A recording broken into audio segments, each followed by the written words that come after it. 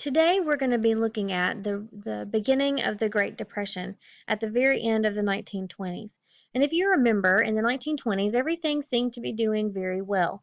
When everybody's doing well and the economy's doing well, we like our president and we like his party. So, since there had been Republicans in office in 1920, again in 1924, the election of 1928 had Herbert Hoover running as a Republican.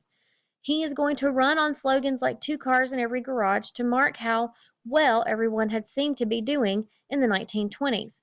In fact, he thought everyone was doing so well that he even predicts that we will see an end to poverty. In a quote, something like, I believe we are closer than ever before to seeing an end to poverty. And unfortunately for Hoover, he was very, very wrong. There were warning signs in the 1920s that we were going to have problems later on. One of those is going to be something called speculation. Speculation is an important term for you to know, and it means basically making risky investments. That is, buying a stock that could either have very big returns or you could have a great loss. Either way, it's very risky. A lot of buyers were also practicing something called buying on margin or margin buying. This was also a very important term for you to understand. Buying on margin means that a person would go out, borrow money, and then use their borrowed money to invest in the stock market. This is a very dangerous practice because what investors would do, if their stock did well, they would not only have enough money to pay off the loan, but they would also make a profit. However, if the stock did not do well, they would lose their money and not have that money to pay back the bank. So in the 1920s, we see that stock prices were inflated, meaning they weren't actually valued as much as what it looked like in the market. So in October of 1929, when stock prices begin to fall, everyone begins to sell. And as investors begin to sell their stocks, it continues and becomes a big snowball effect. And finally, on October 29th, 1929, this is the day of the great stock market crash, and it is called Black Tuesday. There were many, many causes of the Great Depression. In fact, all of these together, they just all happened at the right time, at the right place, in order to create this tragic event. So some of these causes are going to be overproduction of goods. We were simply overproducing all of the goods that we were making here in the United States. When you have a high supply of a product, it is going to drive the price down. Banks were also making it too easy for people to get credit. Banks were giving credit to people who simply could not pay back those loans. You also had less consumption of goods. When you take that the people in the United States were not buying as many products, and you pair that with the fact that our companies were overproducing products, that is going to create an even lower price. Farmers were also struggling in the 1920s. They were the only group really that struggled in the 1920s because they were the ones who from World War I had grown an extra amount of crops for our soldiers in World War I, and they had a hard time recovering after that. So farmers too are going to continue to have a surplus on into the 1920s and into the 30s, which was also going to give them a surplus, which in turn drove their prices down. We also had very high tariffs. And if you remember, a tariff is a tax on imports. Since we had high tariffs, that is going to decrease our amount of international trade. Because when we raise a high tariff to protect American made goods, other countries also raise their tariffs. So this is going to decrease international trade, which again, if you compare that with our less consumption of goods, so Americans aren't buying our products, and you also pair that with the fact that we were overproducing our goods, this is going to again drive prices down. Banks had very little regulation. Banks could basically do whatever they wanted to with your money. They could also make very risky investments, and they too were investing in very risky investments on the stock market. The Hawley Smoot tariff was one of the highest tariffs ever raised, and this was done in 1930 after the Depression had started, after it had actually began, and this is going to cause the economy to sink even lower into the Depression.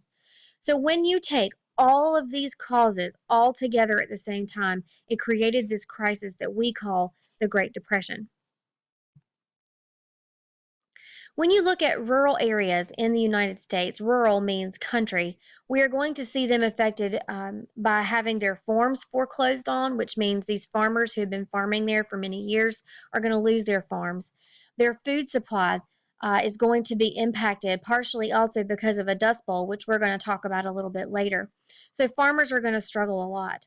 In cities, we see shanty towns, which were basically homeless camps, pop up in any public area. So public parks turned into big shanty towns.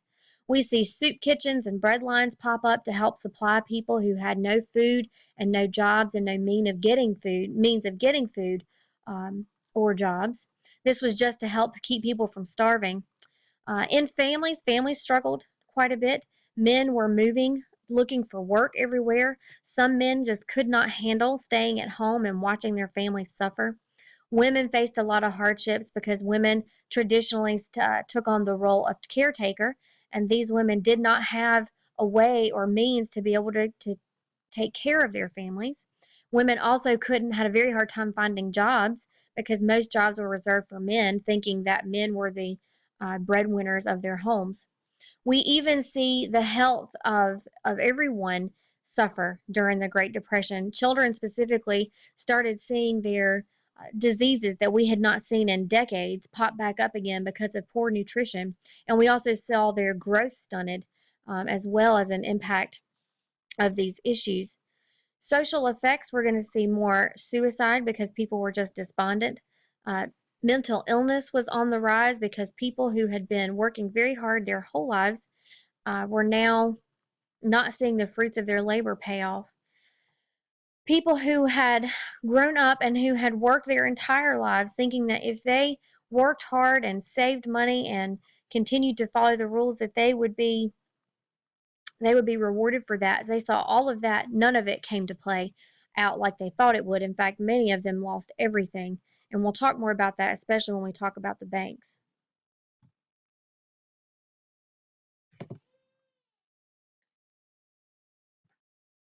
Herbert Hoover was president when the Great Depression began, and unfortunately, his way of dealing with this was something called rugged individualism. Rugged individualism is a term that you need to know, and basically, what it means is that people should help themselves, that they should not turn to anyone else for help, especially not the government. So, this is the belief, rugged individualism, that people should help themselves. The one thing he did try to do was to create a government agency which would have helped these businesses recover, your big businesses especially. The RFC stands for Reconstruction Finance Corporation. And what this did was that it gave loans to big businesses to try to prevent them from failing. So it's going to give money to businesses with the hope that if they could stay in business, they could in turn continue to employ people, which would keep people working. Unfortunately, it doesn't work out quite like he hoped that it would. He also gave no direct relief to the people. Direct relief would be food or money or any type of direct assistance to the people. Again, going back to that idea of rugged individualism. Now, instead of people bragging that we have two cars in every garage, people are saying we have two families in every garage. And people are very, very angry at Herbert Hoover for his lack of action. We now began calling these Hoovervilles, which were those homeless camps. These are shanty towns. Okay, so a Hooverville is another name for shanty towns. And the fact that they're calling them these Hoovervilles reflects that people were very angry at Herbert Hoover for his lack of action. He is also not going to make very many friends when the way he dealt with the bonus army that is going to go to Washington. The bonus army was a group of World War I veterans who were looking to have a bonus paid to them earlier than they were supposed to. There was a bill in Congress that was ready to be voted on. So these, what became called the bonus army, are going to go to Washington for a march to show their support for this bill. Hoover allows them to stay there. He even gives them food while they have a big Hooverville right there in Washington, D.C. The bill, unfortunately for these bonus army marchers, was voted down.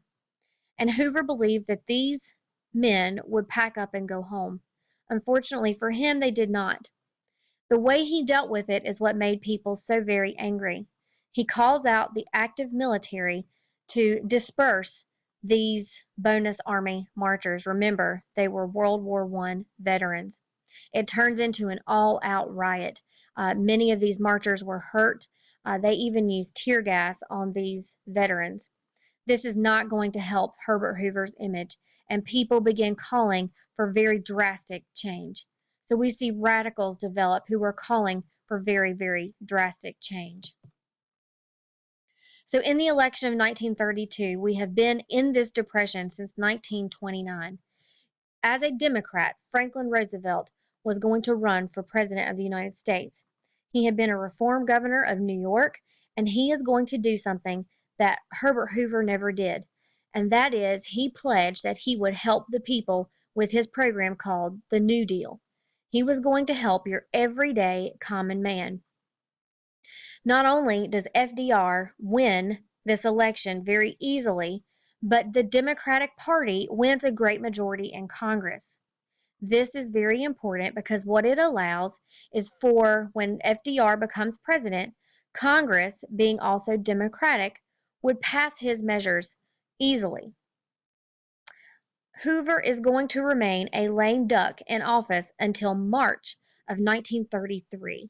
A lame duck means this is a president who is remaining in office until his term is up, but he has no real power because there has been another president who's already been elected. This will eventually is going to be replaced with the 20th Amendment. The 20th Amendment is going to shorten that lame duck period. So instead of a president being in a lame duck from November all the way till March of the following year, the 20th Amendment is going to change the inauguration date until January. FDR will face many, many problems when he takes office. One of those is that our banking system was in a total and complete crisis. So when he takes office, we will see what he does to try to remedy the situation.